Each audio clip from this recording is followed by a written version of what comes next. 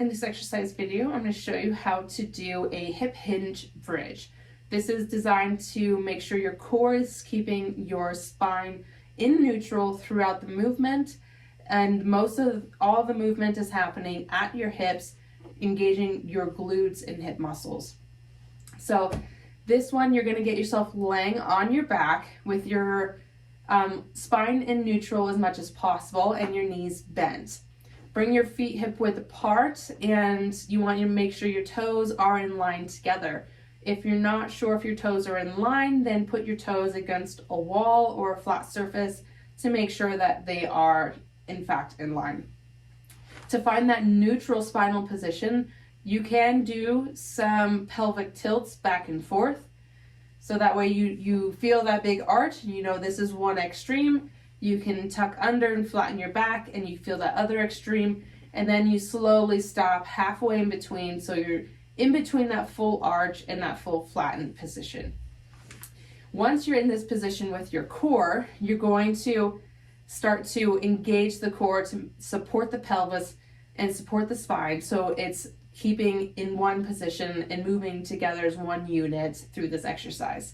So you're going to start off by taking a belly breath in and feeling your belly relax. So belly breath in, out through pursed lips,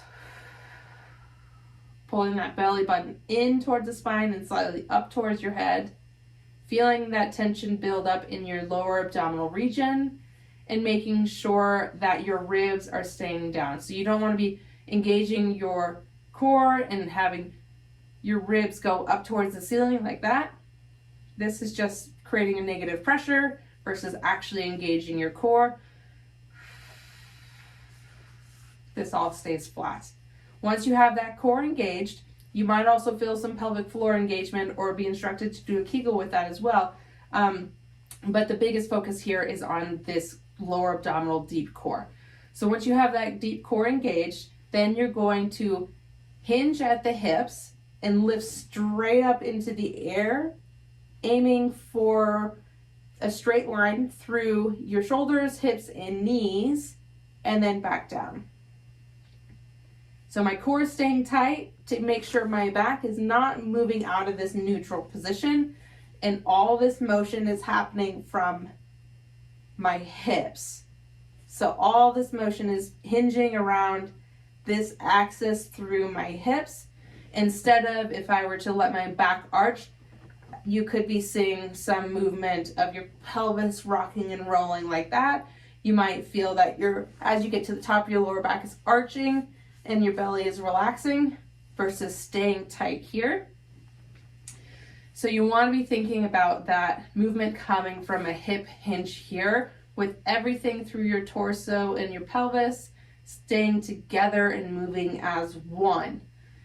Big thing to focus on with this is making sure you're pushing equally with both feet. So you don't want to be pushing harder with one foot over the other, keeping that core engaged and your back flat and lifting together as one unit. If you need to have your hands here to feel what's happening in your lower back, go ahead and do that. And monitor to make sure that you're not getting any arching or flattening of your back. You're not getting this little bit of a pelvic tilting position. You want to keep it all neutral through here. The other thing to focus on is breathing with this exercise. So once you have your core engaged, you're going to return to a normal relaxed breathing state. And then you're going to exhale as you lift your hips up into the air. So you're going to exhale through the exertion and the lift up. Inhale on the way down. Exhale on the way up. Inhale on the way down. And use your breath to help coordinate and keep this core engaged throughout the exercise.